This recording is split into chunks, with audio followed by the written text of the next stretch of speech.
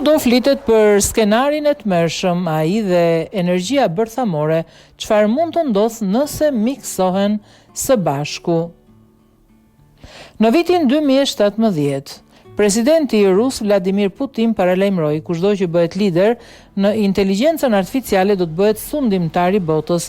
Aso kohë ish agenti i KGB-s ende po përgatitej për sulm ndaj Ukrainës, ndërsa gjeneratat e fundit të modeleve gjysore nuk kishin dalë ende në treg. Megjithatë, lidhja midis teknologjisë dhe artit të luftës ka qenë gjithmonë e pandashme.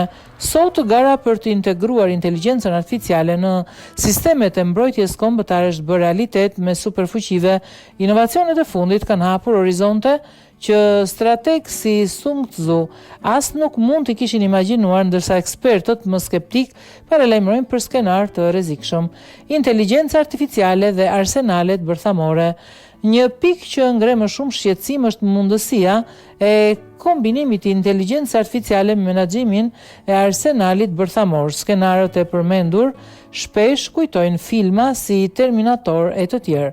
Në një analizë të gjatë theksohet se ende nuk ka udhëzime të qarta në Pentagon nëse IA mund të përfshihet në komandë dhe kontrollin e armëve bërthamore. Zyrtar amerikanë theksojnë se shtëpia e bardhë dëshiron të ruajë kontrollin njerëzor mbi butonin bërthamor, por ekspertët paralajmërojnë se Shtetet e Bashkuara të Amerikës mund të detyrohen të ndryshojnë kurs nëse Moska dhe Pekini avancojnë më tej. Dora Hekurt dhe Amerika.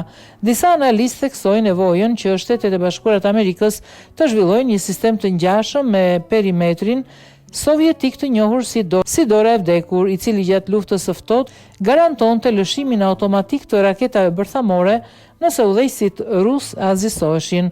Ndërkohë, plani i veprimit për inteligjencën artificiale i administratës Trump, i cili promovonte heqjen e rregullave kufizuese mbi IA-n, ngjalli shqetësim tek ekspertët e sigurisë. Kryetari i shtabit përgjithshëm, generali Dan Razin Kaine, paralajmëroi kohët e fundit se Amerika duhet të lëvizë më shpejt dhe të jetë e gatshme të marrë më shumë rreziqe. Vendime në 5 minuta. Skenari më i frikshëm lidhet me kohën tepër të shkurtër që presidenti amerikan do të ketë në një krizë bërthamore, vetëm disa minuta për të vendosur mbi përdorimin e armëve të shkatërimit në masë.